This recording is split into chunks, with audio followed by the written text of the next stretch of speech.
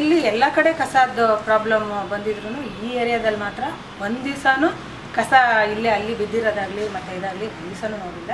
ಪ್ರತಿ ದಿವಸನೂ ಬಂದು ಎತ್ಕೊಂಡು ಹೋಗ್ತಿದ್ರು, ಕಸನೂ ಗುಡಿಸ್ತಿದ್ರು, ಯಾವತ್ತೂ ಯಾವ ಪ್ರಾಬ್ಲಮ್ಮು ಆಗಿಲ್ಲ. ಮುಂಚೆ ಆದರೆ ತಳ್ಳೋ ಗಾಡಿಯಲ್ಲಿ ಕಸಗಳು ಹಾಕ್ಕೊಂಡು ಹೋಗಿ ಎಲ್ಲೋ ಒಂದು ಕಡೆ ನಿಲ್ಲಿಸ್ಬಿಡ್ತಿದ್ರು ಅಥವಾ ಎಲ್ಲೋ ಒಂದು ಕಡೆ ಸುರಿದ್ಬಿಡ್ತಿದ್ರು ಖಾಲಿ ಸೈಟಲ್ಲಿ.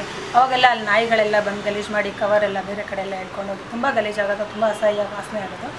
ಇವಾಗ ಟಿಪ್ಪರ್ ಗಾಡಿ ಬರೋದ್ರಿಂದ ಸಪ್ರೇಟ್ ಡೈರೆಕ್ಟ್ ಅಲ್ಲೇ ತೊಗೊಂಡೋಗಿ ಹಾಕೋದ್ರಿಂದ ನಮಗೆ ತುಂಬ ಅನುಕೂಲ ಆಗಿದೆ. ಇಲ್ಲೆಲ್ಲೂ ಅಲ್ಲಿ ಇಲ್ಲೇ ಕಸಗಳು ಖಾಲಿ ಸೈಟ್ ಹತ್ರ ಕಸಗಳೆಲ್ಲೂ ಕಾಣಿಸೋದಿಲ್ಲ.